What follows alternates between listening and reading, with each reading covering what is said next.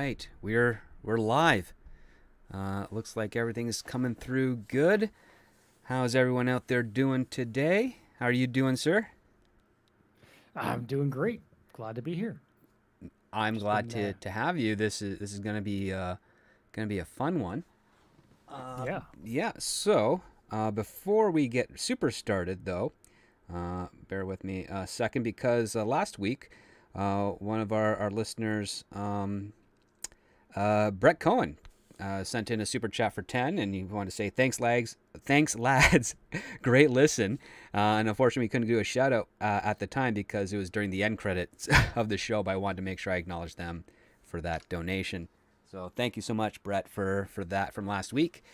Uh, yeah, we got an interesting one today. We'll get started. Let us know quickly out there in the chat if our levels are good, if we're coming through clean and clear. Want to make sure we got nice good show for you for tonight. Yeah, I'm hanging out at my sister's farm. Just been spending the weekend with family, so mostly my usual setup, but not completely my usual setup. So if anything sounds different than you might expect, yeah, just let me know. Yeah, just let us know. What's the family farm if that's not too imposing of a question? It's just my sister and her husband. They used to live in the city, and they always wanted to have a farm and horses and grow vegetables, and so now they got 4 horses and a dog and 2 cats, and still thinking about the chickens. I Still haven't thinking gotten about quite the. that far yet, but yeah. Oh, that's pretty cool. That's pretty cool. So it looks like we got everything good on the audio side there. Thanks so much, guys, for letting us know. Let's get this show started. I think I'm getting closer to like a music cue that YouTube hasn't flagged yet, but hasn't found one just yet. But let's get into it. Welcome everyone to Scripts on Saturdays, the only screenplay review show on the interwebs discussing scripts both professional and amateur, circulating around Hollywood, giving you, the TV and movie-going audience, a behind-the-scenes and inside track on what writers are pushing and what producers are buying. I am your host, the Script Doctor, and joining me this week is CC Karaoke. I'm so happy to have you here, sir. You have a legendary karaoke channel on YouTube, and I've always enjoyed streaming with you over on the other channels like Midnight's Edge and Midnight's Edge After Dark and everywhere else we pop up. I'm glad that you're able to grace myself and everyone in the chat with your presence today. You as well. I'm looking forward to hopefully coming back again in the future.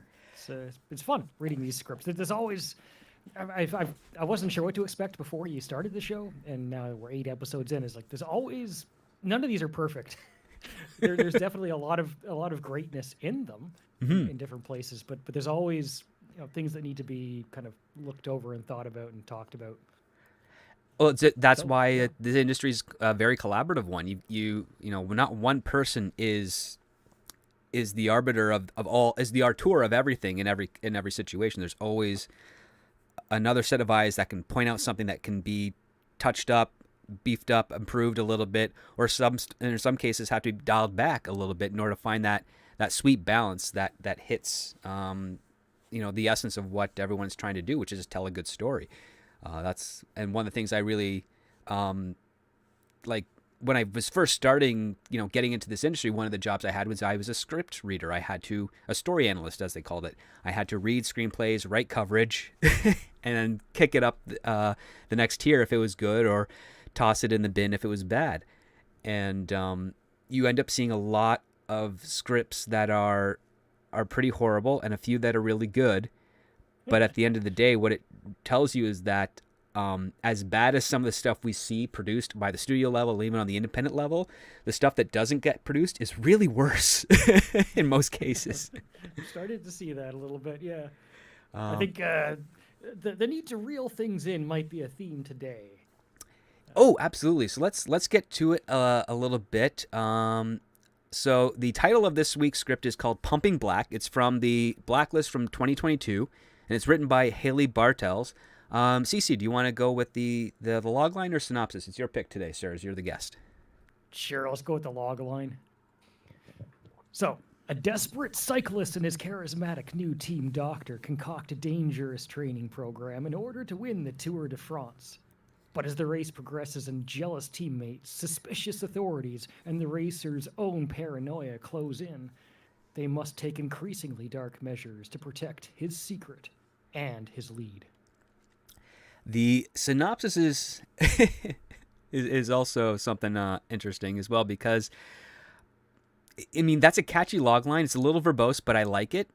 Now, with the synopsis, it's basically Taylor Mace is a 35-year-old cyclist with his best years behind him. His drive to win catches the attention of the new team doctor Andrea Luth, something, who offers him Lathe, yeah, who offers him the means to be the champion he's fantasized about for years. But even after refusing her temptations, he succumbs to her methods when he realizes that without her tricks and protection, he will never earn the coveted yellow jersey from the Tour de France. So this was a lot shorter of a script than I thought it was going to be, just based on the logline. And it's not necessarily a page of the script, but some writers have been doing a little bit of kind of like a prologue to it. They don't it's not the actual start of the script, but it's usually a page, usually denoted with a double I at the top right, and they throw in a quote. And in this screenplay, it starts with a quote from Macbeth, which personally I always find as a red flag. Because as much as I adore Shakespeare and the fact that he's lasted for well over 500 years in our culture, he is a drug, sex, and violence type of author and playwright. Like, it's not super highbrow stuff, but it opens with this type of quote: "I am in blood, stepped in so far that, should I wade no more, returning were as tedious as go over." Which is Macbeth, Act 3, Scene 4. I was like, ooh, we might be in for some pretentiousness here. What were your thoughts, CC, when you were starting to peruse this script? I did like the quote, but yeah, you're right. It's like it's a little bit pretentious. Like, are we gonna get the credits 20 minutes into the script again? Honestly, I did I started with an interest. There was definitely, I think there's a fantastic movie in this script somewhere. Mm-hmm. It's just a matter of how deeply buried that great movie is. Should it be possible to bring it out by polishing the script, fixing some of the issues? As I was reading it, I started to feel like there's a better movie in my head than what I'm reading, and I'd love to see that better movie come out of the script. Or is it just so different from what I'm reading that the entire script might as well be shredded, and you might and just start again from page one and write that different story that I've kind of been developing in my head as I'm reading it.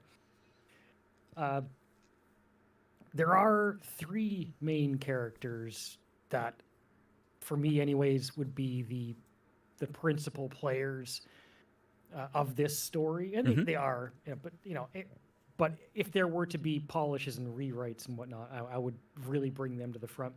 Obviously, the first one is already a protagonist in the story. That's Taylor Mace, and as the synopsis points out, he's an athlete.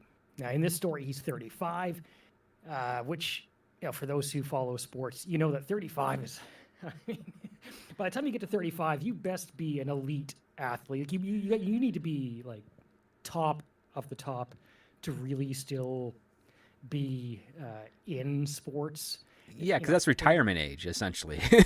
like, depending on the sport and depending on how ferocious it is. Obviously, for Canadians out there, curling, you can do that in your 50s, but it's a completely different kind of sport, right? But I mean, Taylor's not a superstar, right? This guy in basketball, his career best might have been a sixth man. He's probably a seventh or an eighth. If he's in baseball, he's a relief pitcher. He's a journeyman. Maybe he's a pinch hitter. He's not somebody who's ever going to get on the podium. So the first thing that I thought to myself was like, hey, he's 35. Maybe dial that back a bit, because somebody who's really a supportive player, probably 30. The idea that he's still where he is at 35 is probably pushing it a little bit. I can believe it, but I would take 32. I would take 32 over 35. Maybe I'm nitpicking a bit. No, that's fine. I think there's some validity to that. He's definitely past the point where he's going to ever be more than a veteran contributor, right? His stats are not going to get any better, and the script in the early pages it identifies that idea, right? He's definitely on the way down. He's clinging on to his career, so I think that was well interpreted or delivered to the reader. Now his friend Donald Mace is like Taylor Mace. He's worked his butt off just to be where he is. Right. Donald Mace is also has a great work ethic, but he's just got more God-given talent, right? Well, you mean his dad, because dad is Donald. Oh, sorry, no. Oh, sorry, I got that. That's okay because we actually have there's a lot of D characters, like characters with the letter D in their name at the start of their name in this. Yeah. There's Duncan, Donald, and Duffy, and it's like, okay, there's more names in the alphabet below the first 4 letters. So that was one thing that threw me off a little bit, because especially when they introduced Duffy, I'm like, wait, did they mean Duncan? And I had to go back, and that was what threw me off. But and just like what you just did here, it's like, yes, I literally had to look at my notes to make sure that Donald is the dad and Duncan is his rival on the team. I lost track of some of the secondary characters, but it's also not so crowded that it's overbearing necessarily. But who I meant to talk about was Greg Duncan, another D.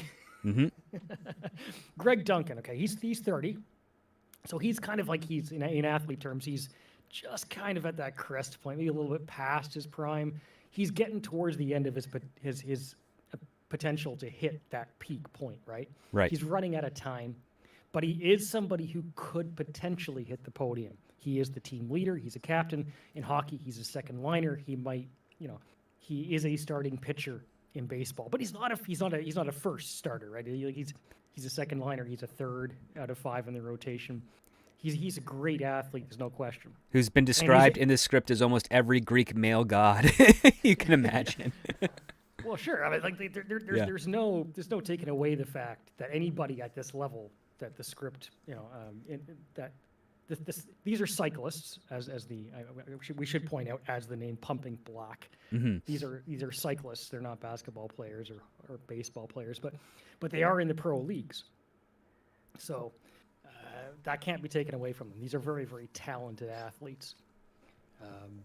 And the third character, who is also mentioned in the synopsis, is the doctor. I'm going to call her Lathe. I'm going to call her Andrea Lathe. I have no idea how to pronounce it, but yeah, she's a doctor. She's in her 40s.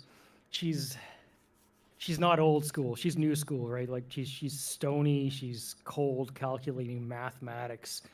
She's Moneyball. She's like, take the blood samples, find out what the exact statistical numbers are, and that winning and losing is not based on just eating well and trying hard. It's about it's not the 1-all diet. It's like you have to. She's like, you have to get the diet to get the certain, like the hemoglobin and the red blood cells up. Like that's what she's trying to figure out. And to go back a little bit to the Macbeth quote, when you take a look at the names, you got Mace, which is clearly like Macbeth because it's you have Duncan, which is like Macduff. Then you have Lathe, which is like Lady Macbeth. I mean, there's certain parallels going on here. I mean, Duffy is more like Macduff. Duncan would be names escape me right now, but the other rivals, right? Like Duncan would be the king. So I mean, I see what the writer's doing here, taking the the femme fatale, as it were, the temptress coming in and just completely changing the game with her wiles and whatever other methods that she has, experimenting with a witch's brew, so to speak, right?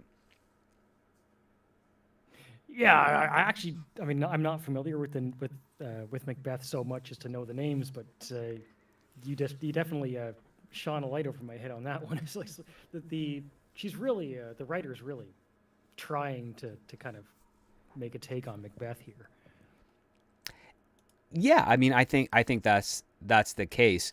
But when she does come in to the story, it's after the first act of this is a little rough.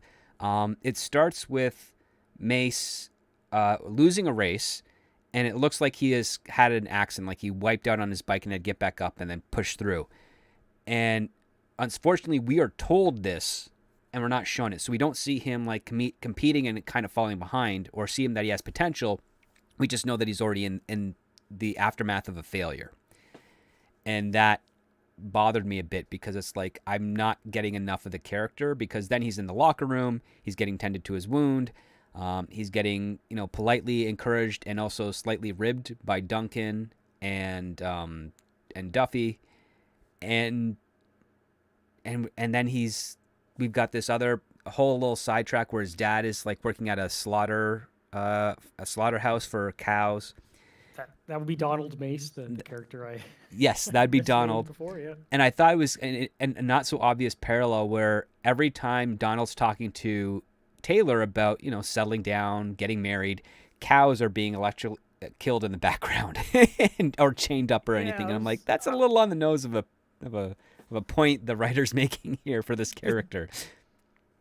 This is early in the script, right? This is 5-10 pages in or whatnot. And when I was reading it, I was thinking, okay, well, they're introducing us to his dad.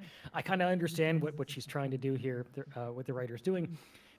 They're providing the fact that Taylor has an alternative, because Donald is saying, okay, Taylor, you're getting to that point where all your peers are retired. At 35, it's time to move on, find something to do with the rest of your life. So I get that point. Like Donald, he's in this story, he works at a slaughterhouse, right? Mm-hmm. So there's that imagery of cows just walking in and getting zapped, like they don't care. They don't know what's coming, and they just keep following one to the next. And okay, I get that. So Donald is saying, hey, Taylor, I'm going to make you the next owner of this business. It's an opportunity. It's an alternative way out, and that provides Taylor a moment where he can make a choice. Right. Is he going to continue down this path with the competition, or is he going to take the more obvious route of following in his father's footsteps? It was just kind of like the choice of making Donald like owning a slaughterhouse. I was thinking to myself, like, okay, well, you could choose anything for Donald to be. Maybe give us something with a little bit more emotional punch, something that connects Taylor and his father a bit more intimately, a little more history, a little more temptation. Yeah. Yeah, I mean, like, exactly, like,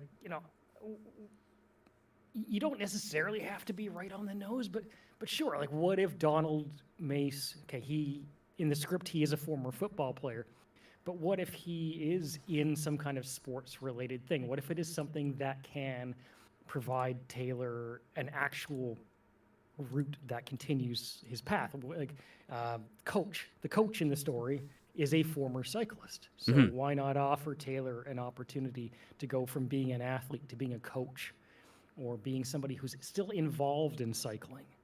Like a career path that he would be passionate about, would be a little bit more, I don't know, impactful than making something. Because, I mean, the slaughterhouse is very divorced from cycling. Like, that's the thing. Yeah. It's as far away as you can get. And I understand that dynamic in parallel.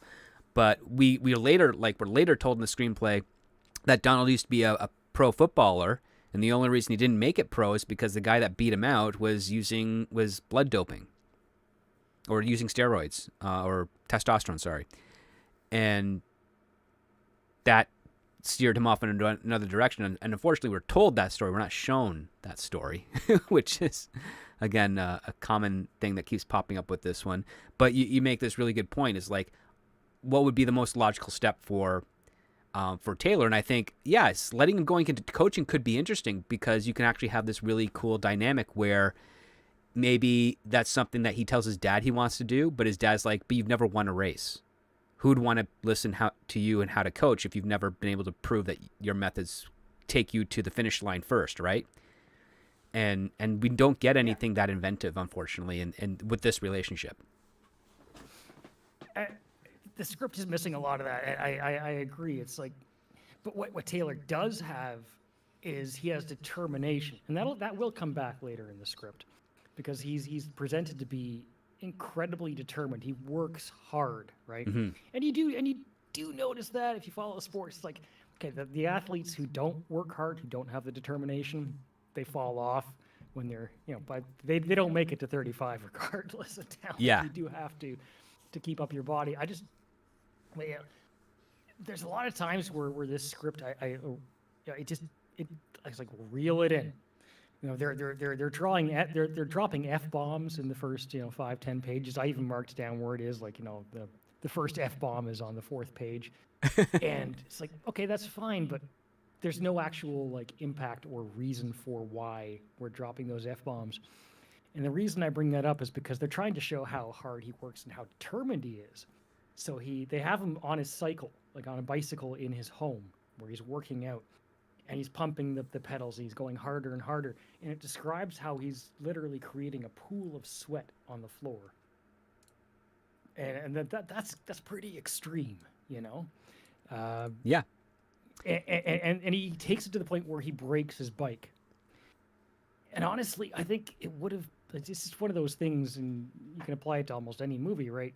Where I don't need to see him take it that far just to appreciate what he's trying to do. It would be well enough just to see him working hard, to see the sweat dripping down his face, and have him focusing on, because he's got a picture of the finish line in front of him, right? That's Yep. what it's trying to determine. I don't need to see him like gash apart his leg with a floor filled of sweat to communicate that. I need a shot of him being determined and looking at that finish line. You know. Yeah, I think it's. I mean, I think that was a bit more deliberate so that we could get that brief scene where he goes to the bike shop to get a replacement pedal, can't because Yeah. it's out of warranty, and instead of just buying a new set, he steals a new set. And I'm like, okay, so this is the type of, like, I get what they're doing here. They're trying to show that as determined as he is, he's willing to compromise his morals, and it doesn't. It's all for the win. And I'm like, okay, so I'm seeing what we're doing here. How the writer's getting to that is Exactly. a little janky. It, It doesn't feel as smooth, but I will say this: the prose, the description on the action lines throughout the entire script are actually really well written. In fact, I don't even think I picked out a spelling mistake throughout this script, or at least I wasn't obviously able to. Which I mean, there's definitely talent going on with this writer. I can't discard that, but it's missing aspects of structure and a little bit.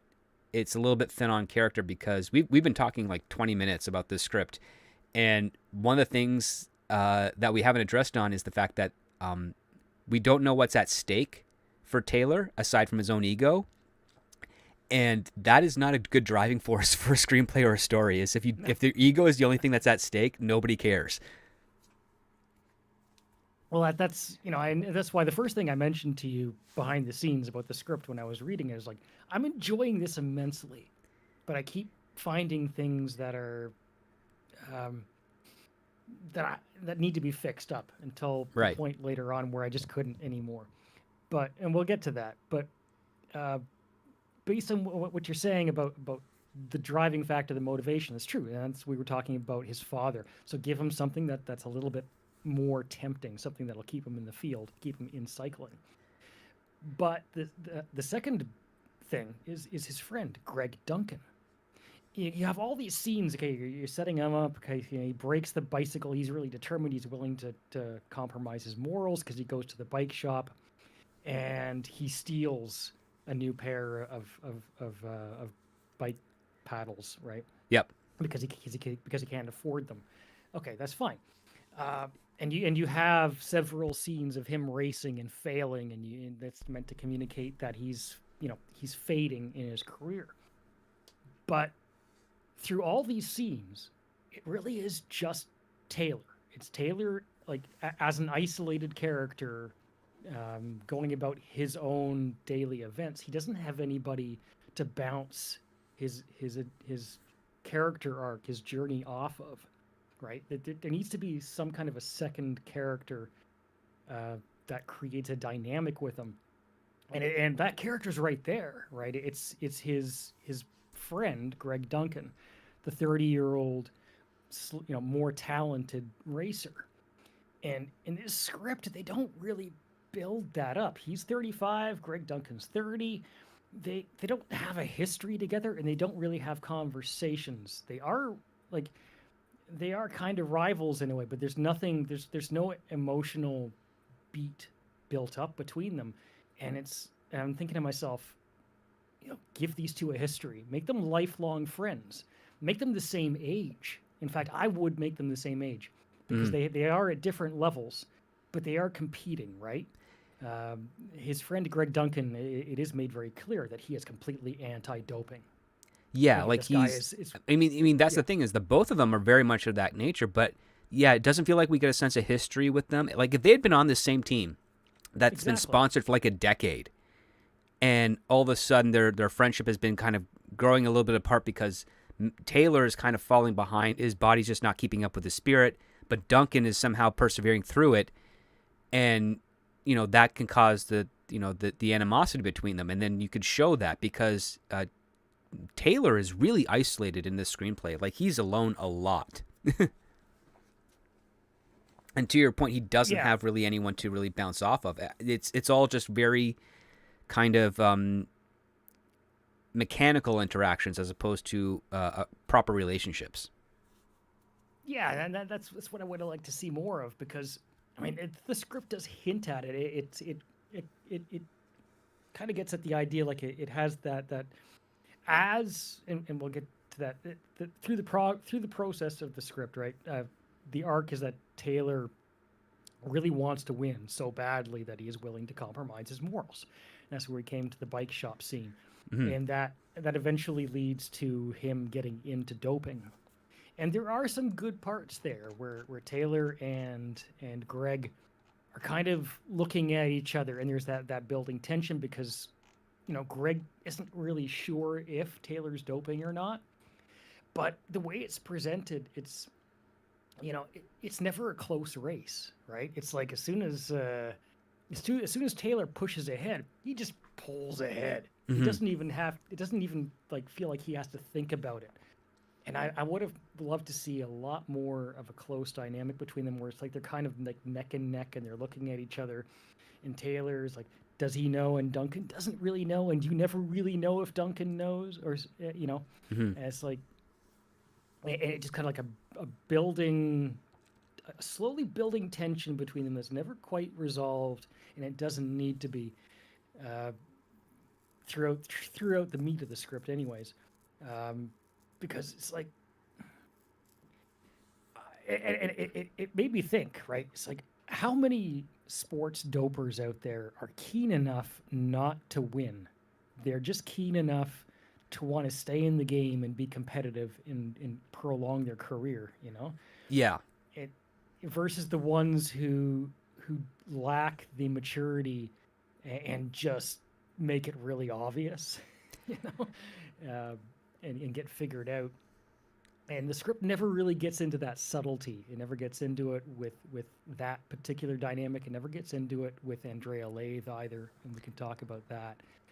Um, Yeah, with Andrea, her introduction was pretty strong. Like she's described as like athletic and fit, kind of sharp, like a knife or something. Like her silhouette reminds him of a knife or a blade of some sort. Um, and I thought that was kind of interesting because that shows that she's kind of obsessive about her own health and her own appearance and how she's trying to work that in with the team and the experiments that she puts the team through. I thought was kind of interesting. Like she gets them on the Peloton bikes and then keeps on pushing them and literally is trying to intimidate every single one. And of course Taylor's got an attraction to her because there's something kind of extra going on with that. And they play into the chemistry really well, but they never cross that threshold into actual intimacy. It's all about the fact that she is looking for a winner in this team, and the one that she thinks is worthy is who she's going to give the attention to. And I thought it was kind of messed up how she has this medical table and she hooks him up to all these wires and diodes and then just electroshocks him for like 2 minutes straight. yeah.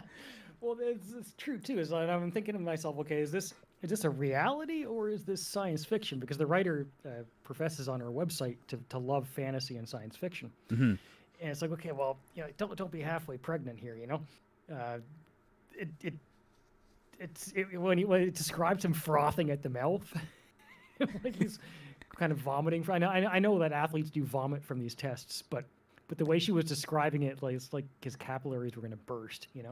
Yeah, he's going Just through. He pull has like a back a little rabies bit. reaction. Yeah. It was a good sequence of events. Yeah, but it did lead to something that was quite interesting. Is that when he completes that electroshock test, and he's trying to figure out how he did, she doesn't give him any type of response, and so he's basically like, strap me into it again, and she's like, no, why?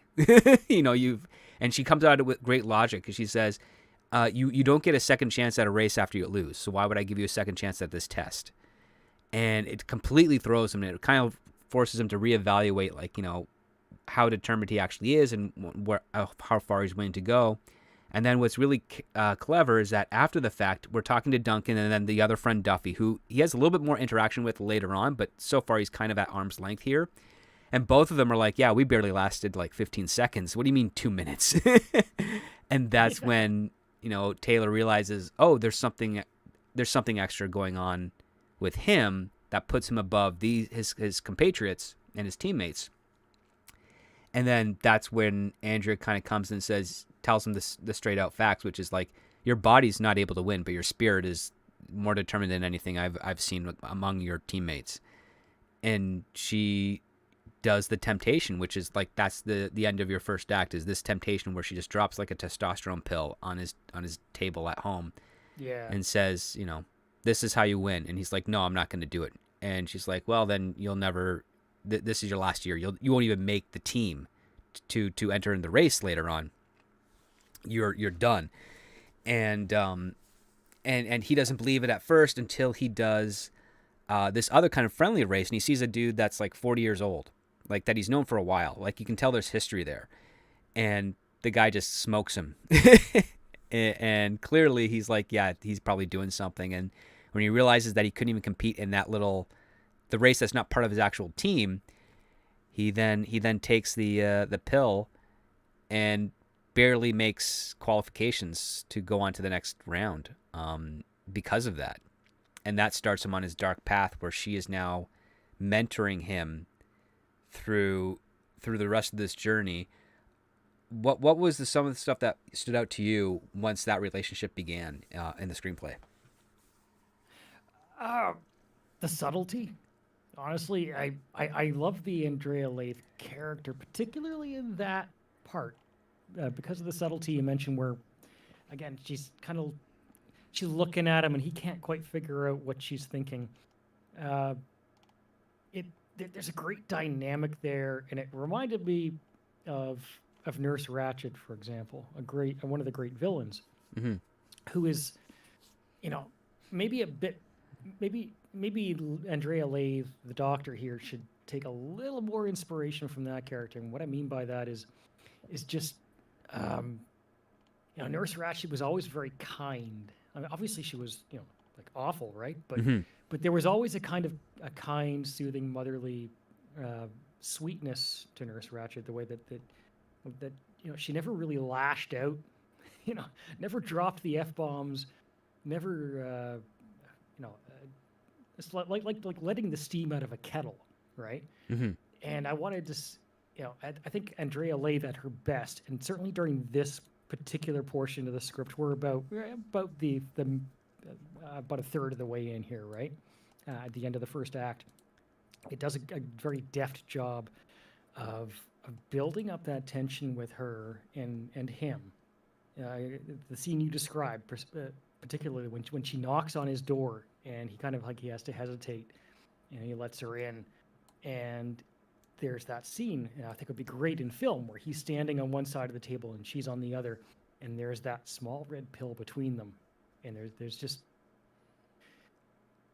and it's just the line, like, does he cross it or not? And then you have their verbal play back, because she gives this really like impassioned,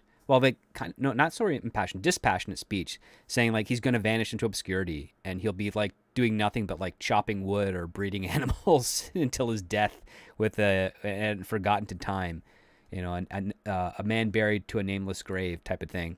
And I'm like, this is it's dramatic, and it's also the thing that Taylor really does fear, because he's dedicated his life this far, and he literally has no accolades to his name. Like when he's in a single 1-bedroom apartment, there's no description of awards, trophies, medals, ribbons, nothing. It's just him and his oatmeal. Yeah, well, that's it, right? So we'll go back about 10 pages. There's a point where when his father Donald is trying to entice him to get in, to give up this, being a cyclist and move on to the meat packing plant, and his dad gives him a cake, right?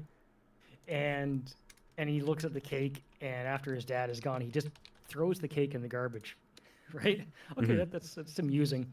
Later on, after this point, like right before the doctor comes in to present the pill, because he's at his lowest, right? He fishes the cake out of the trash, and he puts it on the table, and he just starts scarfing it down. Yeah. And I found that really amusing, because he's just his face is covered in cake when the doctor arrives, and he's looking at her, and she's like, "What are you doing?" Yeah, you You know. shouldn't be eating that Uh, anymore. and he offers her some. Uh, Now, personally, if I'm polishing that, I'd say, you don't need to put the cake in the trash. And that's kind of part of what I mean about, like, okay, the script needs to just reel itself in a little bit. Mm-hmm. It's almost a little too much that he's actually fishing a cake out of the garbage. You know, it's something that can be kind of just left on the table, because then it's always tempting him, right? He's always looking at it, and it's still fresh.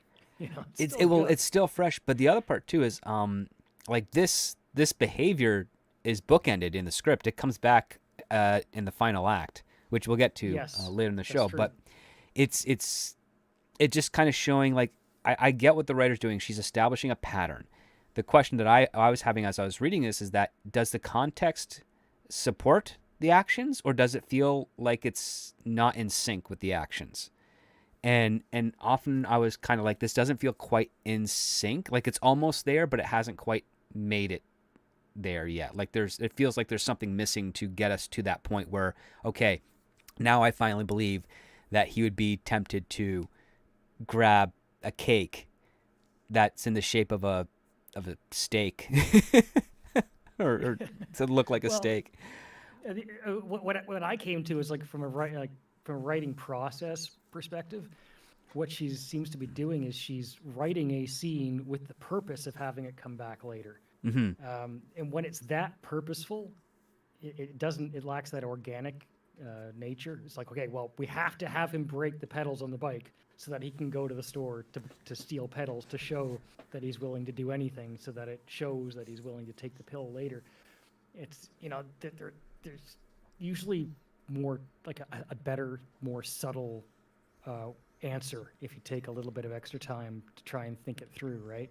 It's and I see that sometimes, a lot of time, when I'm watching an episode of TV or a movie or whatever it is, and I'm thinking, I'm going to go a little bit off of this particular script here, and Go for it. I'm rewatching the first season of 24, right? Mm-hmm. I wanted to come back, and it's been a long time. And Jack Bauer, he's the protagonist, and his motivation in that first season of the show is his wife and daughter have been kidnapped, and the script requires that his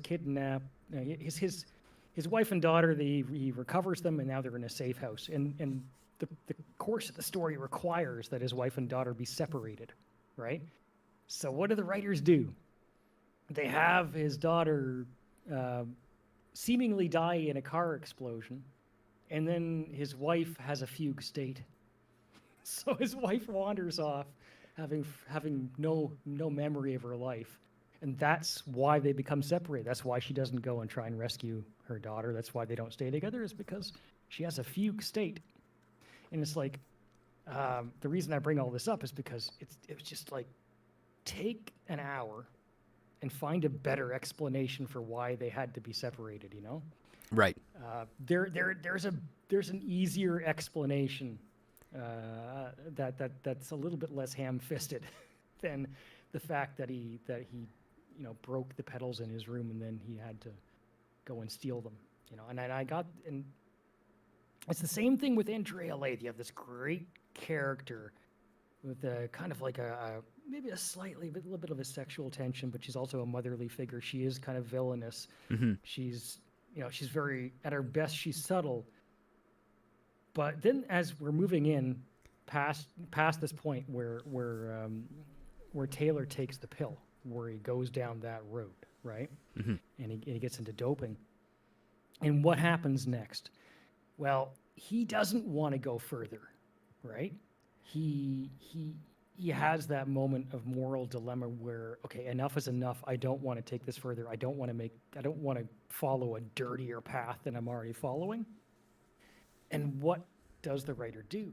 She has, and the doctor, Andrea Lathe, force the medication on him in a bit of a monologue, complete with swear words and just like very verbose. Like she's letting the kettle out of the steam, right? Right. Or the steam out of the kettle. The steam out of the kettle, it's whistling, and you can hear it throughout the entire apartment or house, right? It's just What she does is she takes, because he's not willing to take EPO, right? He's taking the steroids, but he's not willing to take EPO. Instead of having him struggle to the point where he gives in of his own volition, they have Andrea force it upon him. They take the decision out of Taylor's hands. That was the big first critical error for me. Yep. Because now you've let the steam out of the kettle on Andrea Lathe. So at once you've made her more menacing, but you've taken away the tension. She's now less menacing because it's going to become almost more comical villain by like, well, she's drugged him, and basically just in the manner that a supervillain, or not so much a supervillain, but a villain would, dose a cop that's onto him, like secretly dose the cop, so that the cop is now wondering, like, why do I have this addictive nature to something? Why am I always itchy? Why am I sweating profusely? What's going on? And then they realize, oh crap, I've been drugged, and I'm hooked, and I can't function without it, and the withdrawal is too painful. This is the type of situation that Andrea has put Taylor into. Like they're in the, like, I love the setup of it because she's examining Duncan in a kind of seductive manner, and then Taylor opens the examination room door because he's scheduled to go in there, and she's still working on Duncan, and he's just like, oh, I'm sorry, I didn't realize this was what's going on here. And Duncan's like, well, I'm done, and Dr. Lathe is like, he's done. He leaves, and Andrea does something different. She closes the door, and then she deliberately locks it. Like, she didn't lock it for any of the other patients, but she locks it for Taylor, and that's setting me up like, okay, something extra is going to go on here. Obviously, they're going to talk about, the testosterone pill he took, and then she does present him the offer, and he's like, no, I'm not doing that. I'm fine with the other thing, what have you. She's like, but you're going to stick to my program. My program will make you win. And he's like, no. And then she just jabs him like right in there. And then they have a little bit of a scuffle, and like he's bleeding from the arm and freaking out, but she's telling him like this is going to work. And what ends up happening is that the next day when he's doing the qualifications, it does work, and it works so well that it actually gets Duncan's attention. So do you like that move from a writing perspective? No. Okay. Because that's the problem. Like, I like the fact that it gets Duncan's attention. I don't like the fact that this is how it is done, because I think... So the writer clearly had an intention that there was going to be a love affair between Taylor and Lathe, and that was going to lead to him taking the drugs. And I think she decided to hold back on that, possibly because of the stigma at the time. And she decided, okay, I'm just going to make her a bit more sinister and a bit more maniacal, and just force it upon him. And I bet that she came at the mentality as like it's his violation, right? So it's a reversal, so to speak, to what a violation actually is through that narrow lens that some of these screenwriters, especially in that region, have. And I'm like, okay, but you're not making it convincing enough. Like the whole idea, especially when you're dealing with like a crime thriller or a femme fatale type of story, because not all femme fatales are part of noir genre, ladies and gentlemen. Just to let you know that, is that you want to use the temptation. You want the hero to succumb to the temptation so that they have something driving them to overcome later. And in this case here, he succumbs the first step, which is the pill, but he's very reserved about anything else. And the more logical aspect would be is that even with the pill, he doesn't quite measure up to what he needs to. And the way I would have formatted is I'd present her with a temptation. He says no, and she's just like, well, if you don't listen to me, you'll never win. And he's like, I think I can do it even just with this little boost that I have here. And if she tells him no, and she's like, you will prove to me that I'm right. And then he goes into to the next race, and instead of getting second like he did the previous one, he comes in third or fourth. That's when he realizes, oh crap, she's right, but I don't want to do that. Can I just take the more pills? And he's like, no, the more pills you take, it's gonna show up it's gonna show up on tests, or it's gonna really screw up your system or something. But this other drug that I have, this balances out that, so you can take both, and they will allow you to recover faster, and they will allow you to have that burst of energy you need, like you're back in your 20s again. And it's you have to have that back and forth, because if you don't have that tug of war between the characters, and you just skip that step over, we now start to lose empathy for him as a character, and we start to worry about him, and that disconnect means that we're starting to no longer care. And when you skip that step over and you just make Lathe do that action, there is now no fun in exploring the fact that she's a villain, but a villain that isn't really going to be crossing that line of temptation to the point of no return. Like she's done that herself, as opposed to manipulating, the protagonist into doing that for her. And when you kind of gut out a villain character by taking that action beyond the manipulation, they're no longer as intimidating, and the intrigue kind of starts to fade away, because we know that, oh, she stabbed him once with this. The next thing that she does, if he rejects it, she's just going to do it anyways, and we know that she can because she's already done it the first time. And where's the tension anymore for the remainder of the script when those situations start to pop up again? It's the same thing with the races in the script. It consistently describes how a drugged player, in this case Taylor, just he puts on that extra push that the drugs gave him, and he leaves Duncan in the dust. Right. I don't want to see Taylor leave Duncan in the dust. First of all, the script has Taylor being 5 years older than Duncan. 35 against 30 in sports is massive. So I don't buy it. Even with drugs, I don't buy it. Especially particularly when Duncan is supposed to be the more talented of the two to begin with. Yeah. Well, he's described as bigger, more muscular overall, and Taylor and some of the other ones are described as like they have really athletic legs, but their upper body strength is kind of pathetic, except for Duncan's. And I thought, okay, that's interesting. That's kind of a lot of cyclers. If you only saw like that's why all the camera shots on the cyclers don't always go too wide on them. When they do go close, it's their thighs, knees, and ankles, because that's where all the muscles are. You'll never see a body shot of them and see how emaciated sometimes their chest and stomachs look by comparison. Not that they're actually emaciated, just because there's such a huge difference between the level of muscles or the detail of muscles that are on their legs versus their upper body strength. You're like, it's like a Where's Waldo image where they just don't the tops and bottoms don't always match up, but that's just the nature of cycling for a lot of them, except for like the rare instances we have like a Lance Armstrong who he worked out his entire body. And put all of that into him, and there's speculation that this his story kind of inspired this one, and you can kind of see a couple of parallels here. But as you were saying, when it came to Andrea force injecting him with this drug, and then Duncan having that 5-year advantage on him and still being blown away because of these drugs, stretched credulity for you, and I couldn't get on board with that, because I see that. And it also, as it does with the Doctor, it strips away some of that tension that could exist between Taylor and Duncan. If it's a much closer race, then you can, and you build up their characters, they're a lifelong friendship. They should be very, very, very close. These two should be really, really close. Mm-hmm. They should know each other inside and out, and that should be the tension, because Duncan doesn't know, and Taylor doesn't know if Duncan knows. And there's some good points in the script where they're exchanging looks at each other, right? But if they're neck and neck, and if Taylor has to actually think, if he has to have a point where he could beat Duncan, but should he beat Duncan in this race?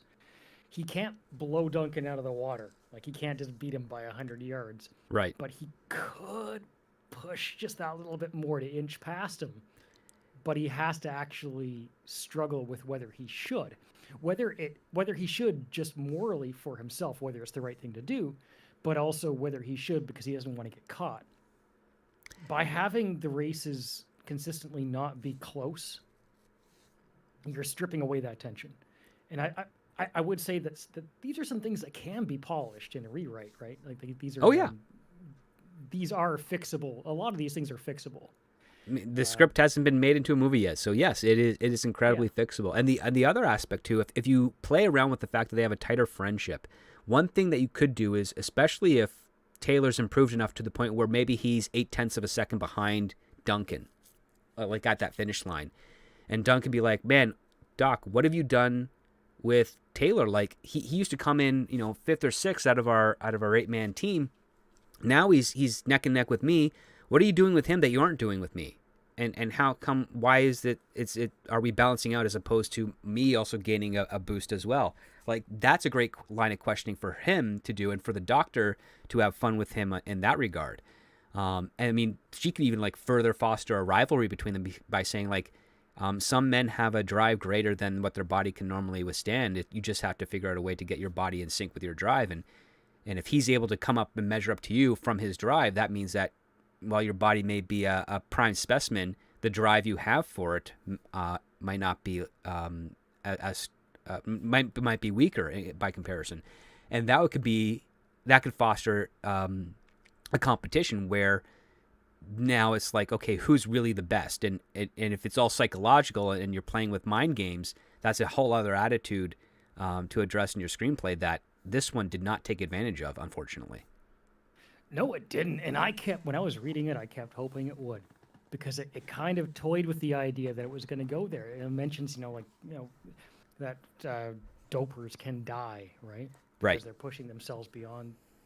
But also, even if you're not, even if you're a clean racer, there is a tremendous physical tax on this, right? On pushing yourself to the limit. And Andrea Leigh, the doctor, is established as a character who does believe in this, this greater pain threshold, right? When people who are willing to push themselves past the point where their body is screaming at them not to. And hey, when you watch live sports on television, the Olympics, the commentators love to get into this stuff, right? It's like take a drink every time someone mentions the buildup of lactic acid with these racers, And the script never really takes advantage of that. It could be built into the script, I think, quite easily. It frequently mentions how calm and perfect his heartbeat is, and how, but there's no tension in that. He let him still be at his limit. That the script consistently presents him to not necessarily be at his limit. His heartbeat is slow. It's perfect. It's he's got more energy than he's ever had. He feels great. Okay, I get that, right? That's the effect of the drugs, but it's like chicken and the egg thing. Sometimes I feel like the writer approached this like she wanted to tell a story about doping in sports, and and that doping is bad, but that it's very effective, and that's fine. But it's like I was thinking about this the other night when I was thinking about the script. It's like there are higher level concepts and lower level concepts, right? Yes. Doping in sports is bad. Okay, that's a lower level concept. You don't build an entire script around that. A higher level concept is Taylor's friendship with Duncan. The dynamic between the two of them, that friendship, family, these kind of universal things that everybody can relate to, that you can really build a story around.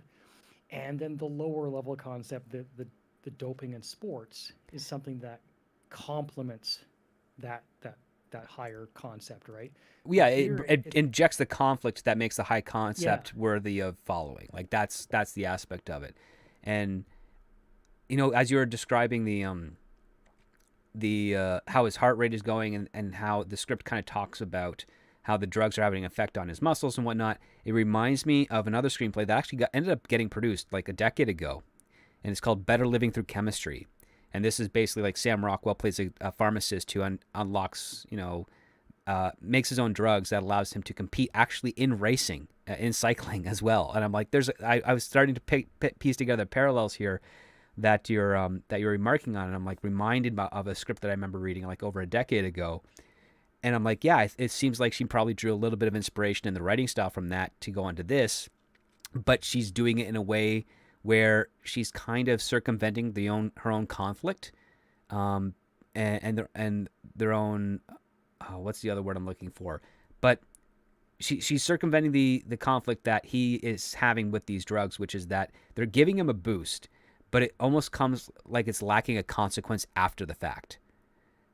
It's putting a strain on his body, but he seems to be, the drugs that she's using seems to be allowing him to recover. And I thought there could have been a fun parallel where the more his body is suffering from the drugs that he's using, but the victories he's gaining, the more it should be breaking up his relationship with the rest of the team. And we don't get a bridge of that at all. That would be fantastic. That would be riveting, frankly. And Duncan's at the center of that, right? Yeah, and I like the fact that the moment Duncan kind of picks up that something's amiss with Taylor is cool. And I like that he never crosses the line to even suggest doping yet.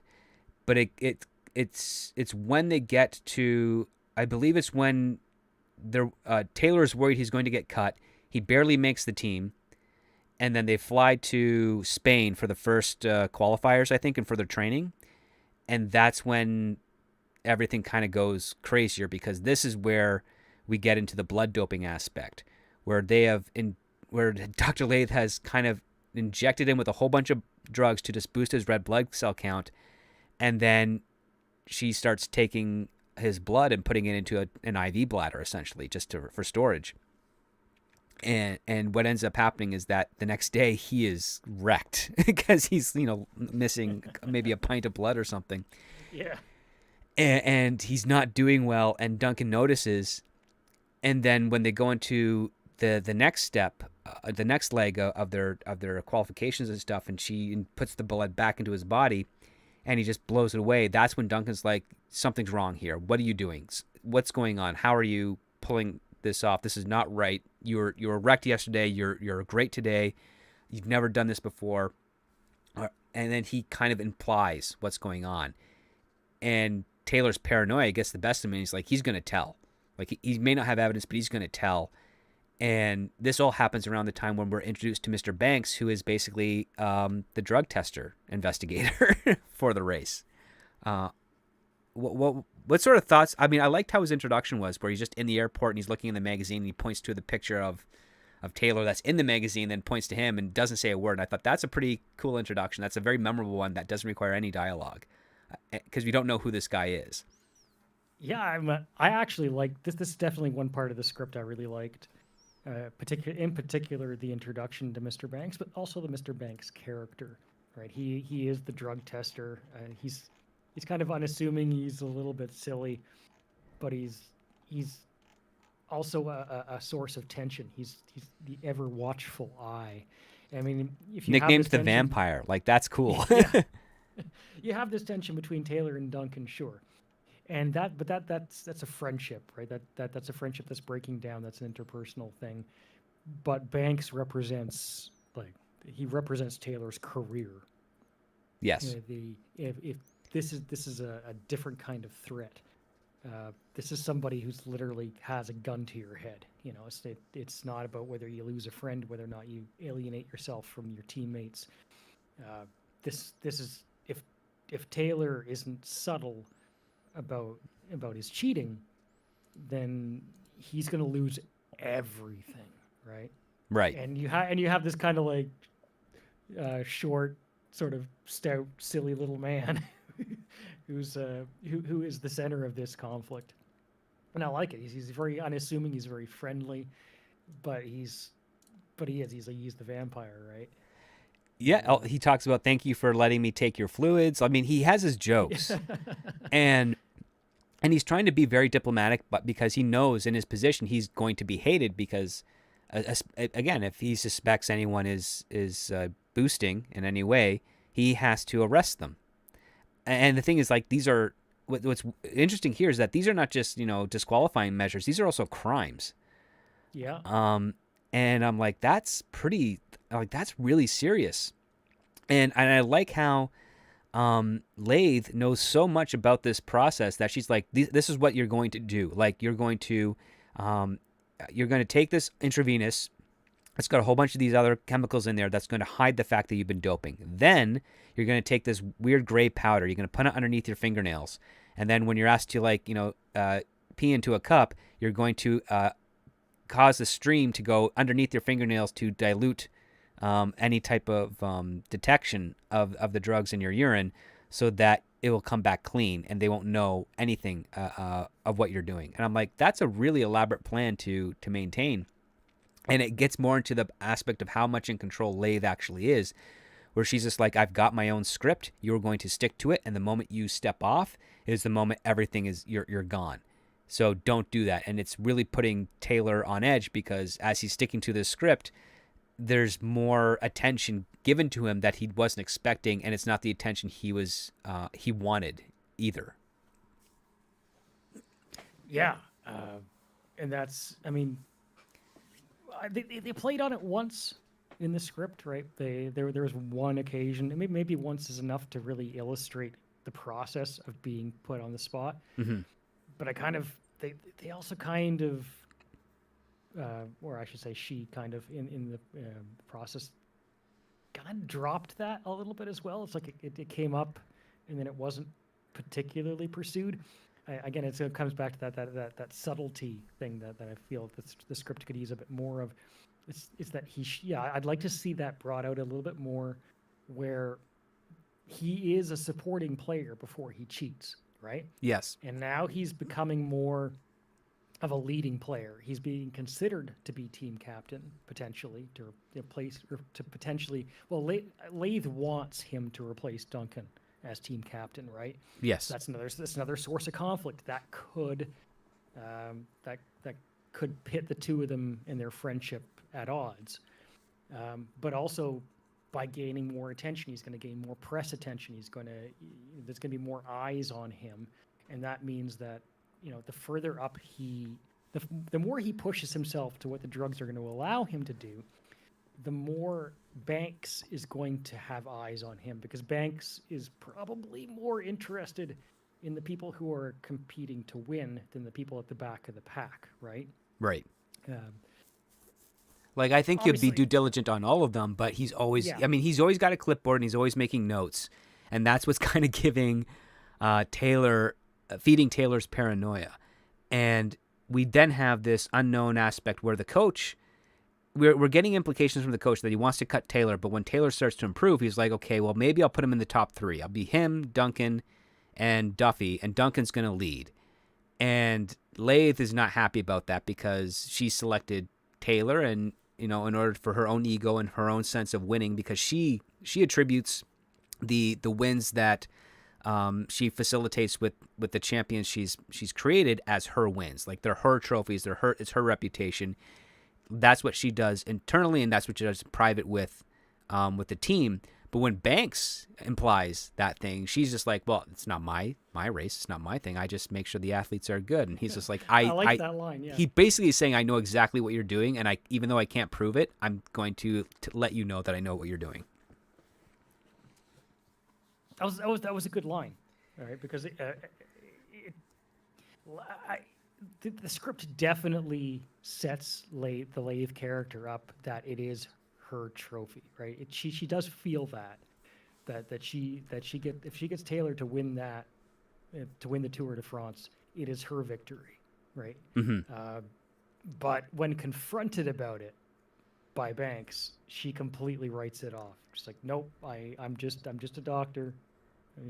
These are my patients, and no matter who it is on whatever team, I'm committing a mathematical process. I'm just following the clipboard. Yeah, doing the guidelines, and this gets us to the point where as they're I think it's right before they actually start the race proper. Like they're doing their last legs of training, and Duncan is getting more suspicious of Taylor. That all of a sudden there's a drug test, another drug test, and Duncan gets arrested for using steroids. And I wish the script delayed how long it took before we find out who spiked Duncan's blood sample or his whatever any food or drink that he ingested in order to be detected for using steroids, because I think they did it too quick, and I wanted that tension to be fostered a little bit more, because that allows us on the dramatic side of things to be like, well, we've already had established that Lathe is going to do anything to make sure that Taylor wins, and she has the one that has the easiest access to Duncan's medical records and of course what he's ingesting and whatnot. And I would have liked it more if we actually got Taylor upset that Duncan was sacrificed, so to speak, in order to protect him, and have that play out a little bit longer before we realize that Taylor's paranoia is allowing him to put on an act, and it was really him that somehow got some drugs and put it into his water bottle or his food so that he would test on steroids. It just felt way too quick, because it was literally like page 61, Duncan gets arrested. Page 63, we find out Taylor's the one that drugged him. It's like that's 2 minutes of time.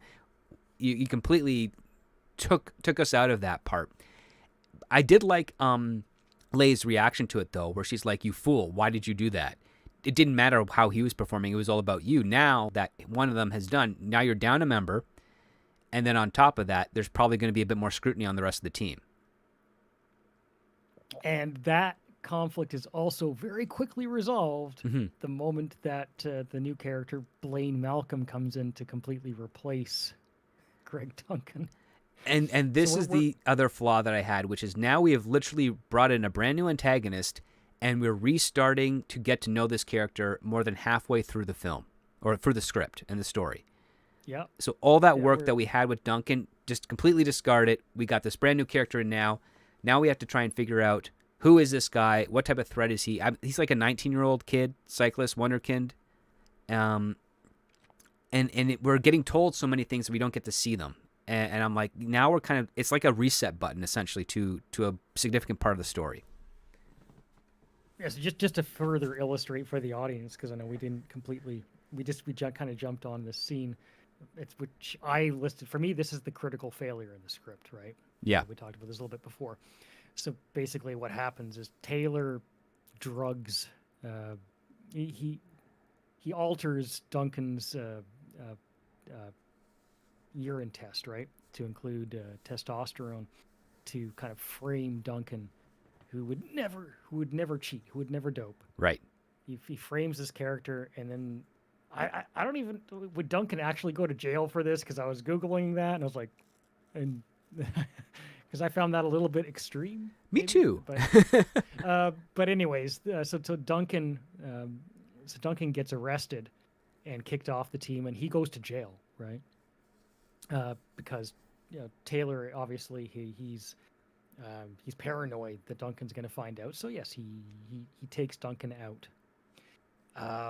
And then as you mentioned, two pages later, we find out that Taylor did it. And then like a page or two after that, we find out, first of all, that should hurt Taylor, because Duncan was a really big part of the team, and he's very Taylor could win, but he needs help from his teammates. He's just taken his best teammate off the team, right, and hurt his own chances of winning. But it's okay, because Coach comes in and found this 19-year-old wonder kid who's now going to play the part of Duncan for the rest of the script. Literally, you could just change. You could just swap them out. It also circumvents the rivalry that they've built up between these two characters for the entirety of the script, and I thought that was kind of that's the part where I'm like, okay, that feels like an amateur level mistake. it's, I mean, I get it. Maybe you're trying to say, oh, well, we're doing a Psycho thing where the person we've been following for the first 30 minutes is not really the main character of the story. It's going to be their, her sister that's looking into her disappearance. I get that, but it doesn't always work in every type of story, especially in this one here, which is a competitive driven story. And especially for two people that are on the general side of things are contemporary in age, but in athletics are almost a generation apart, that 5 years. And it's like, okay, you've taken him out. Why'd you take this character out? Like, you could have taken a lesser character out that was on 100%. On the part. Like, Duffy was a little bit of a lower character, but he gets now elevated up. Now he's got a little bit more going on. I think there's a Lorenzo character that was in there that had a few lines. Why couldn't you beef him up just a little bit to have him be the sacrificial lamb? I get the dramatic element of it, but it just doesn't feel authentic because now that we're getting essentially a supporting cast member swapped out for another new supporting cast member more than halfway through the story. And the paranoia in the relationship hasn't really changed between, from Taylor's perspective, only Malcolm, who's basically this kid who's just trying to be helpful and encouraging, and he's also a little bit of a show-off because he is, like, really good.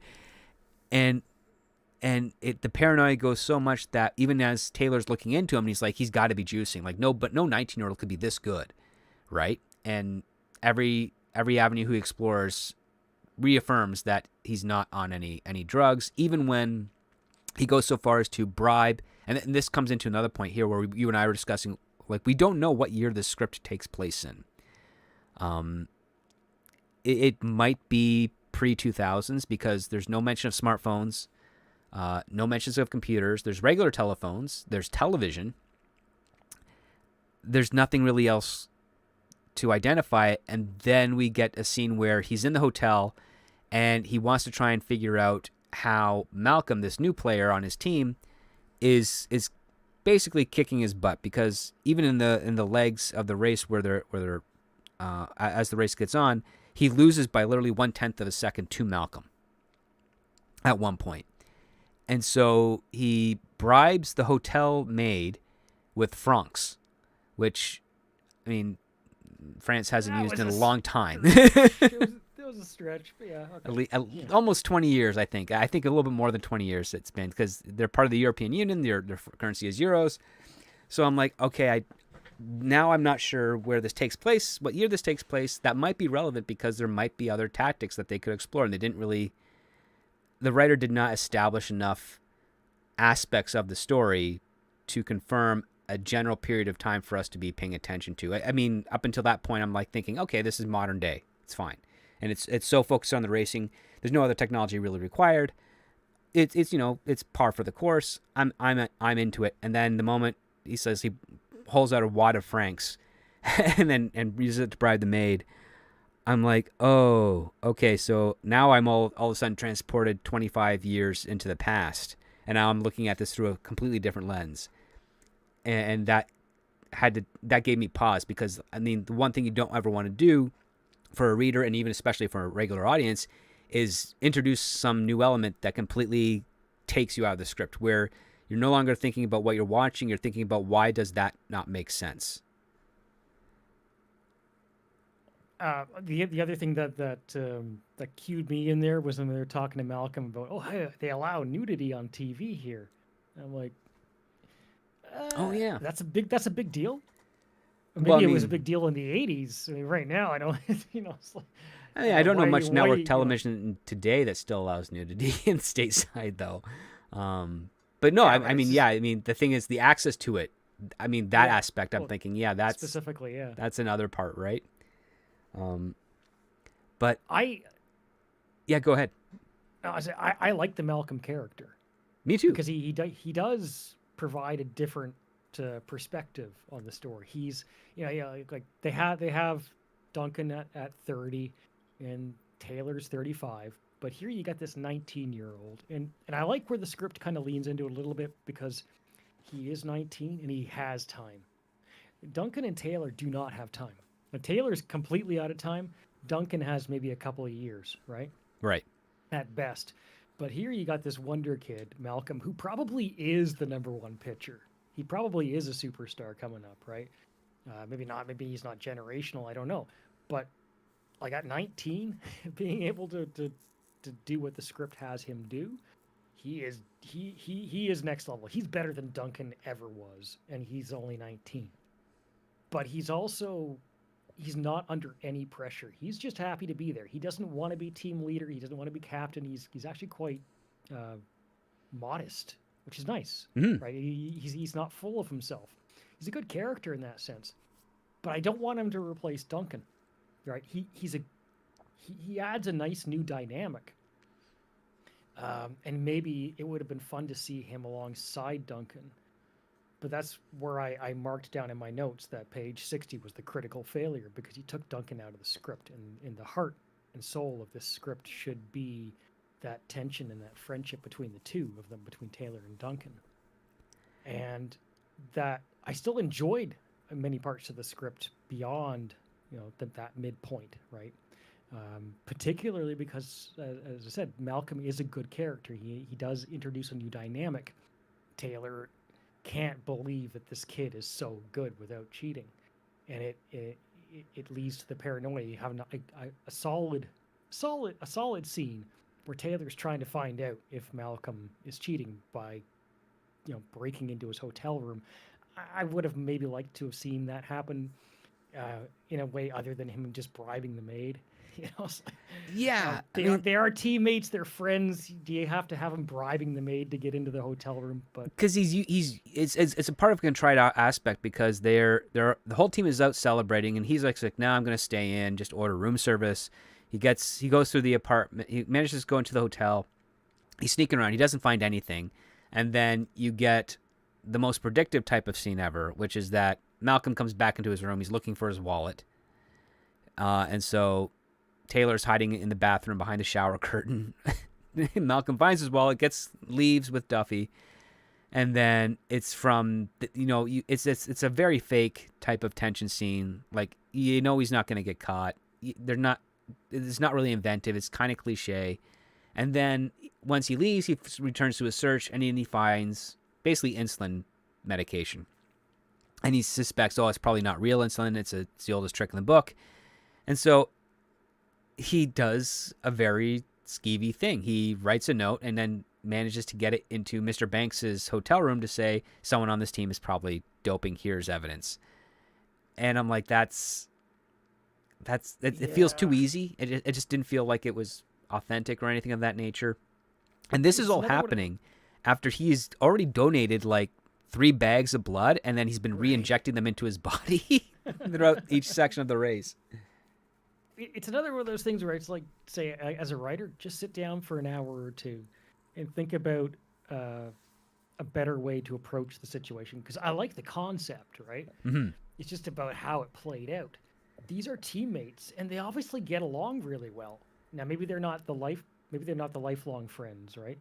They're new, they're fast friends, but they're hanging out. You have a couple of scenes already where it's like I mentioned previously, where he's talking to Malcolm, and Malcolm's like, "What? They allow nudity on TV here?" And there's a good kind of lighthearted, jovial nature. You bring Duffy in. Duffy's in the script. That's what Malcolm was doing. He was going to go out with Duffy, and they're going to go to the bar. They're going to get a drink.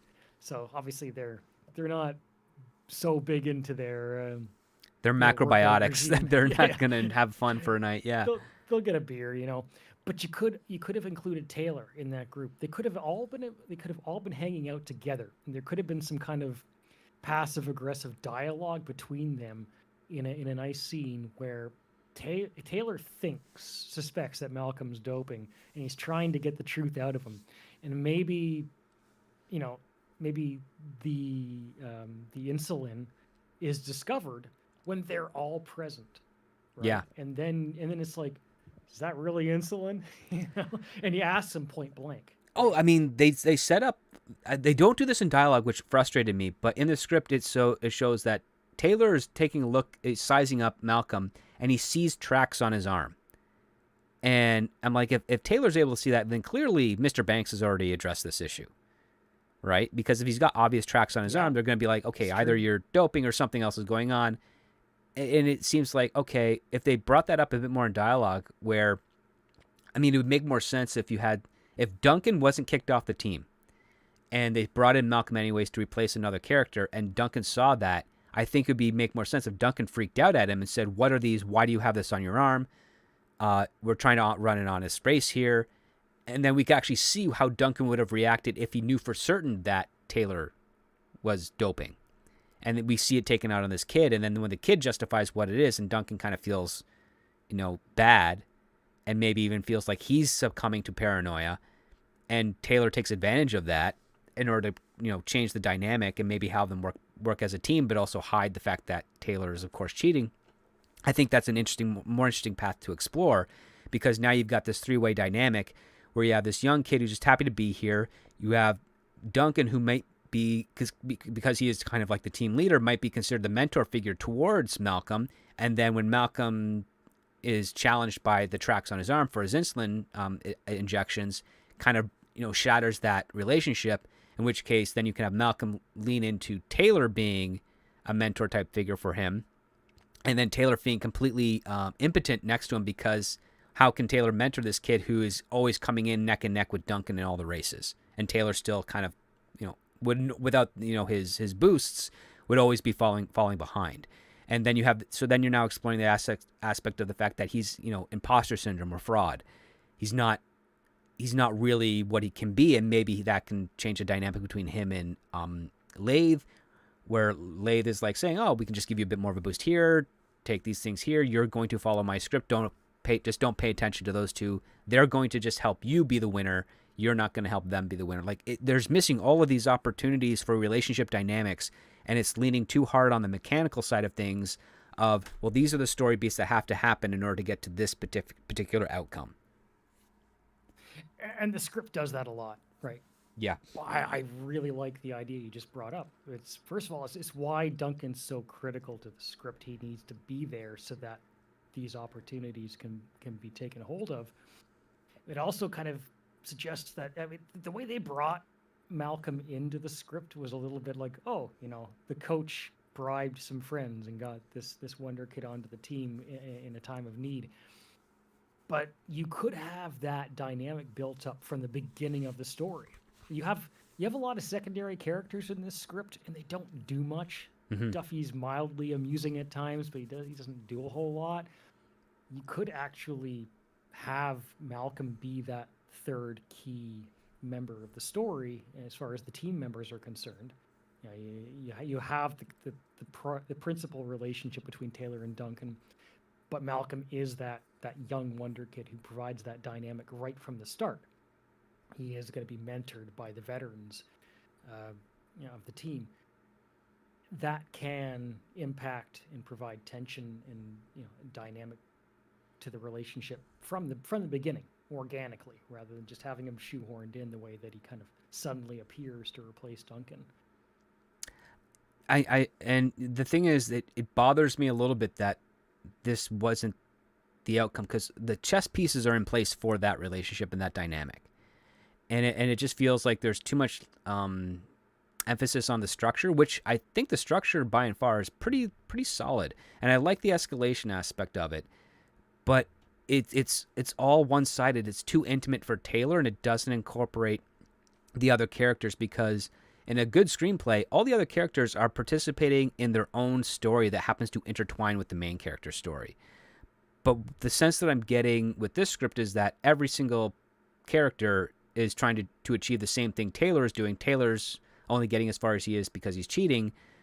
But there's nothing at stake for Taylor. Like, why is he doing this? And then the same question is asked of course, Malcolm and Duncan and Duffy. Is like, okay, they're doing the race to win the race, but people enter races and want to win because it opens up other opportunities. It facilitates something else that they need to accomplish. And that is what's really missing from this script. And even though I like the idea that the race is a driving power, the wanting to win is a driving power, I don't see any future beyond that. And because I don't see any future beyond that, I can't get as invested, even though there are some really good scenes in here. I like the scene when we get to actually why the script is titled Pumping Black. It's it's titled that because of the 3 bags of blood that he donates earlier, one of them doesn't refrigerate properly and it gets really dark. And Dr. Lathe is saying, you can't use this. It's going to do worse for you than you'd expect.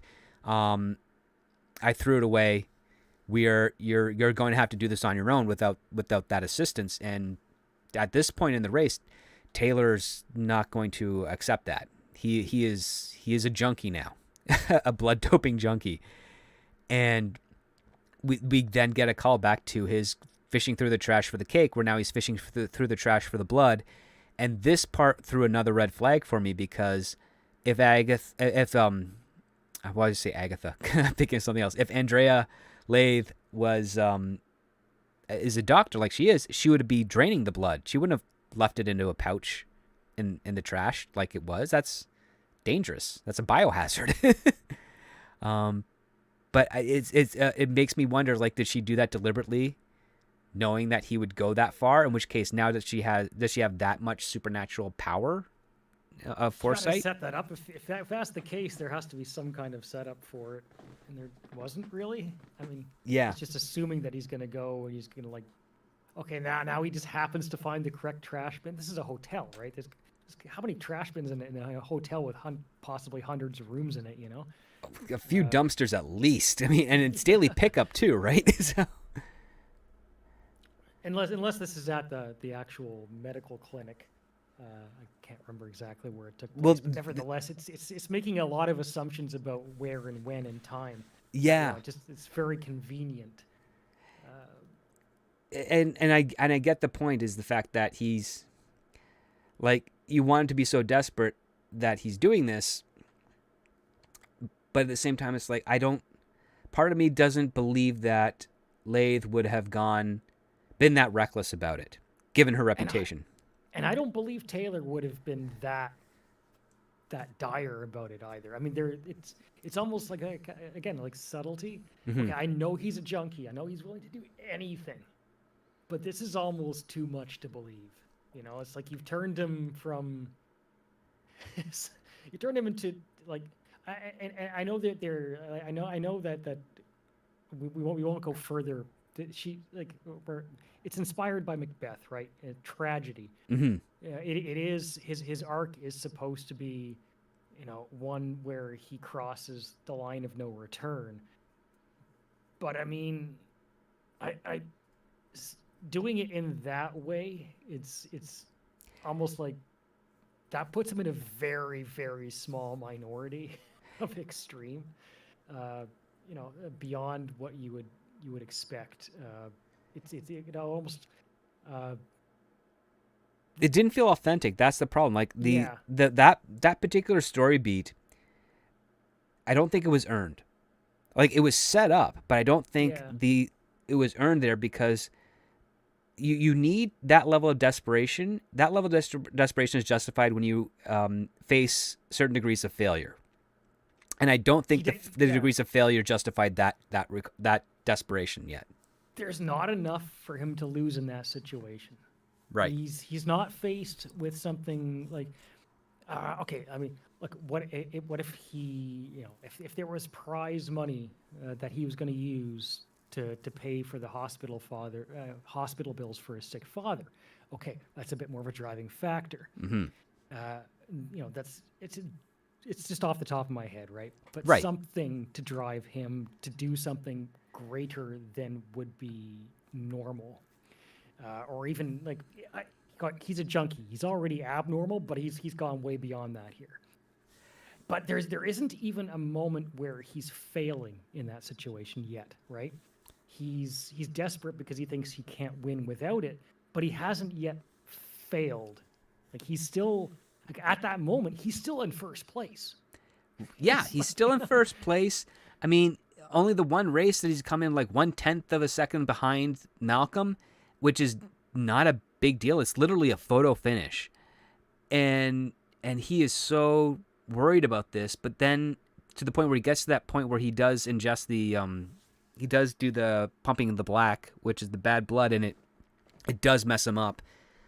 And he tries to pass it off as food poisoning, and that's kind of as far as we can really go, because then the script escalates another leap takes another leap of an escalation, which also feels kind of weird, a little bit too extreme. It definitely it's that next point of no return, because the first one is obviously he takes the steroid the testosterone in the first act, and then the next one is he starts doing the blood doping.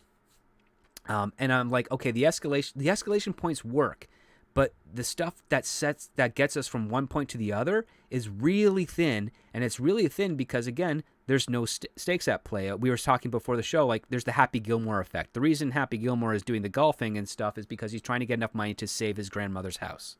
And he loves his grandmother. He hates having to put her into assisted care because there's no money there. So he's got a motivation, and there's also stakes. We get to see who the grandmother is. We get to like her. We understand. We care about her, and it's established very, very quickly. And in this case here, when we're introduced to Donald, his dad, he's a successful owner of a cattle slaughtering house, and he's offering his son a chance to be part of the company, and you kind of like him, but there's no consequence with that, and so we're just seeing Taylor kind of go through the motions, wanting to win, but we're not seeing any. Again, as I said earlier in the show, there's no future after he wins, right? Like, what is he? Okay, he wins, then what? It's kind of like the same argument they have with like a villain, that he's a villain just for being a villain's sake. It's like, okay, if he wins, then what? And if you can't imagine what happens after he wins, then you don't really have a good, compelling character for us to love to hate, or at least fear that they could do something dangerous. The same rule applies here. We've got a main character who's in a very interesting story, has very interesting characters around him, and is going through the motions of a good drama, but without anything at stake. It's hollow. It's as meaningful as, winning a race, but doing it by cheating. I mean, the script does indicate that at least Andrea Lave is trying to tell him that, what he gains is that he becomes immortal, right? Mm-hmm. And there is something broad and that's something everybody can kind of relate to, of wanting to be remembered, of having your name written down in history. And that's fine. But I agree with you. It's not quite enough. What happens after he wins? I mean, he's obviously, even if the cheating gets him on the podium, he's not going to be able to do it forever. This is the end of the line for him anyways. Mm-hmm. Is he going to still just end up at his father's meatpacking plant? Is this the kind of thing where, and it doesn't need to be complex either, just like have somebody make an offer to him. He's gaining notoriety because he's now in the spotlight, right? I mean, it has to give him, a future opportunity. Does he want to stay in sports after he's no longer competitive? Would remaining at this higher level of competitiveness allow him to remain in cycling in some capacity, whether it's as a commentator or a coach or something? Something that's better than a meatpacking plant, because he hasn't been offered that. And at this point, yes, he will have his name written down, to be remembered, for all time as a winner of the Tour de France. And I think that does have value, right? Mm-hmm. But beyond that, he is otherwise literally still like he's still going down a path that he's not going to be able to do this forever. He's by the time he's 36 or 37, frankly, in the extremely near future, if he doesn't get caught, the meatpacking plant that his father offered him at the start of the film is still his future. That's it. Yes, right. And we don't get enough of a detestment of that either. And the other part, too, is you don't get any desperation. Like, does he need money? He may be in a single-bedroom apartment, but if he's got enough money to bribe a maid, that's true, right? And he's going to Spain, like, he's got the sponsorship, his team is sponsored, so he's getting some money from that. He's making a living. He may be on a budget, but he doesn't feel strapped for cash, and he doesn't feel like he's envious of other people's wealth or what they can do or the freedom that comes with it. He's very much obsessed with the winning and the cycling, and it doesn't have that extra aspect of it. And last week's script, which also dealt with like running and sports and athleticism, the reason the obsession was there is because the main character is kind of driving, doing that to kind of feel the punishment of the pain of having done a race with his son and his son dying during that race. And he has this grief, and the only way he can kind of deal with that grief is just by getting himself lost in these crazy races and competitions that he's doing. We don't get any level of that over on this side. I mean, obviously not, because it's a different writer, but it's something to explore. It's like you need to give your audience something extra that motivates them, aside from the fact that it's all about winning, because the characters that are all about winning, those are usually the characters in the supporting role, encouraging the main character to think that way, while the main character is dealing with something else more deeper that pairs with the winning and the results of what that is, like a Varsity Blues, right? Like, James Vanderbeek, he's trying to figure out what he wants to do with his life, and his dad's like, no, you're going to play football. He's like, I don't know if I want to. There might be more opportunities. And he sees the damage that football can do to people and the obsession that it can do. Like, he sees more consequences than benefits. Even a short, like a phone call conversation between Taylor and his father, covering that would be great, right? Because the script could do a lot to just explore the potential damages. It sort of gets into it, like he works himself so hard that he injures himself. So he has a history of injuries. Mm-hmm. And I can buy into that, because there is something to be said for players that push themselves beyond the limit, whether they're cheating or not, can be prone to injuring themselves by going too hard. And having his father have a history in football, so have them talk about it. And also maybe have it play into one of the races a bit more. Like, the movie has, or the script has, a lot of races. And that's something I noticed from a structural standpoint. I didn't keep count, but there might be a dozen different races across the Close course to of the that, story. at least, yeah. And besides, I don't know what the practical complications would be with trying to film that many different races in that many different places. It's like, that could get expensive. I don't know. But besides that, the races, I would trim them down and make sure that each one has real tension and real stakes, and really, like, changes the course of the story in some substantial way. They kind of do as is, but there's so many of them, they're kind of almost like chain links, Mm-hmm. It's like they provide small maneuvers to the next segment of scenes that take place before the next race. Whereas, we talk about all these things we want to add. We want to, deepen the dynamic between Taylor and Duncan, get a little bit more with his father, and what are the stakes, and what does he have to gain afterwards, and maybe have Malcolm be a part of a dynamic with Taylor and Duncan throughout the movie. All this requires screen time. It requires content, right? That, Mm-hmm. Trim down the number of races a bit, right, to make room for that, and then have maybe 3 or 4 race scenes in the movie that are, like, more heavily focused upon the moments at which great decisions are made, right? Well, I mean, you're leading into the very essence of what makes story inventive. Is it's not so much the set piece, which in this case would be the race. It's the characters that build up that set piece, that make that set piece have meaning. I mean, you only need one race in the first act, and maybe one race in the second act, and then you could kind of get away with the stages of the Tour de France in the third act, which is what they were doing. But I felt like there was a lot of stage. I mean, there must have been at least 6 parts of the race in the third act alone, and we'd already seen another 4 or 5 up to that. It's a lot of racing, which, I mean, on the filming side of things, you just grab stock footage from the Tour de France and interweave it with whatever you need to do, but it gets diluted because there's so much of it.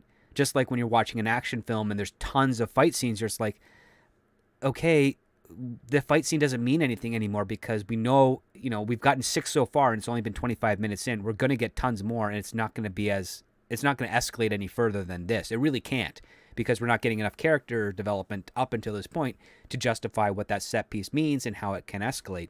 The same thing is true whether it's racing, whether it's any other type of competitive sport. Heck, it could even be the case in a spelling bee script, right? you just have to give us all the dynamics around that in order for us to really appreciate what that set piece is. Is there anything more you want to touch on first before we get to the green light or pass section? Because we've been going, I mean, it's been flying by for me, but I just looked at the clock. It's like, it's an hour and 40 minutes. I'm like, oh, wow. This blew by, but this has been great so far. Yeah, it's been a lot of fun. Yeah. But just to finish that point, I suppose. Sure. Yeah, you have one race earlier on in the movie to establish that he is a supporting player, like where he is at in his career, and how he interacts and establish his teammates and those relationships in a race setting, right? Mm-hmm. And then a lot of the rest of that after you set up the stakes and everything can be established with Andrea Lathe through the testing, because there is a phase of time there where he's trying out to be on the team. So that you don't need additional races to tell that story. That can be told with Andrea Lathe through the testing process, through showing that he is feeling better and stronger, in an out of race scenario, right? Yeah. And that second act race is where he really he has gained strength. He has come a long way from where he was. He now is a threat to win, and he has to struggle with his paranoia and his morals and how far he's going to push that. And then the third act can lean into the Tour de France and the dynamic of how he and Duncan and Malcolm are neck and neck throughout the race, and how their friendship and everything they've built up throughout the course of the movie plays in both in the actual and how they interact, but also in their positioning within the race, right? Who's taking the lead, who's riding behind, who's supporting, are they working as a team? And you can split that up into parts a little more extensively. No, I think that's a better organization structure, because it gets lost in the weeds at points. And I think the script is written economically well. It's shy of 110 pages, so it's a little bit over 90 minutes. So you've got the intensity there, but I think it's leaning too much on the cycling stuff. And as we've been discussing for the last little bit more than the screenplay is actually in length, it's just missing some of those character dynamics that would have really made it have a lot more meaning and a lot more not more fun. And I like, as I said earlier at the start of the show, like this. It's from the 2022 blacklist. It actually placed number 8 with 22 votes. So it got a significant amount of interest. 8 out of 75 for that year. But I don't know, CC. What are your thoughts on this script? Is this a green light or a pass for you? In its current state, it is a pass. But as I mentioned at the beginning, I think there is a really fantastic movie in this script. It's just a matter of whether or not it needs just to be completely rewritten from the ground up, or whether it can be salvaged from the script that is. And even now, after all this conversation, I'm not 100% sure, because there's a lot of changes that need to be made. So if it was to reach the script that I would personally pass, it would look very different from what it is presently, right? Mm-hmm. But I do think there is the foundation for something really, really riveting here. And if it was to be worked on and fleshed out to fix these issues that we've discussed, then yes. So in that sense, I would say if someone's willing to put in the time, and if the writer is willing to work with that somebody, it's worth pursuing. Yeah, I'm in the same boat. I'm going to have to call this a reluctant pass, because I think the concept is interesting. I think the setting and the dynamic has a lot of potential, but it's a little thin on the character motivation and what's at stake, and it leans too much into the racing set pieces more so than what it means for the characters. Like, I feel like there's just something thin about this, even though I was totally sold on the dynamic and the chemistry that was in play here, and the terminology that's used. Like, I'm like, okay, this all kind of fits to it. I don't feel like I have to research or double check anything. I think the work is done. It feels authentic enough in that vein, but the fictional aspect of it just didn't measure up to the authenticity that the medical science being employed had. And I think resetting your antagonist with a new character over the halfway point, it needs to be fixed. So yeah, unfortunately, this is also a pass. And again, a reluctant one, because I will argue that this writer, she knows how to do action lines, and she's got some good regular dialogue lines in there as well that stand out. I think there's something there, and I liked how she played with the tension between Lathe and Taylor.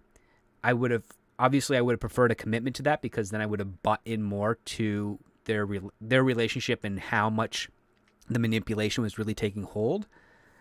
But yeah, I think it needs a significant rewrite in order for this to really work, and also, stand up as a really solid film, because it's outside of the normal, huge tentpole type of thing. It's a tragedy and a drama, and its ending, I thought, made sense, but it just didn't feel earned. And we can't spoil the ending, of course, for respect for the writer. We're not allowed to, but I would say, in general terms, I would have preferred that to also be pulled back. It didn't need, let's say, the stakes that were presented, or that level of intensity. Yeah, it wasn't just the relationship between Taylor and Duncan, and maybe also Malcolm on its own, should be able to compel that. Right. All right. Well, with that, guys, I want to thank everyone out there listening. If you've enjoyed the show, please, of course, like and subscribe, do the whole share and what have you. Remember, if you're a Patreon, you get to find out what script we're reading every Monday by being a patron over there, and you can check it out and leave a comment that we will read here on the show, and usually in this section.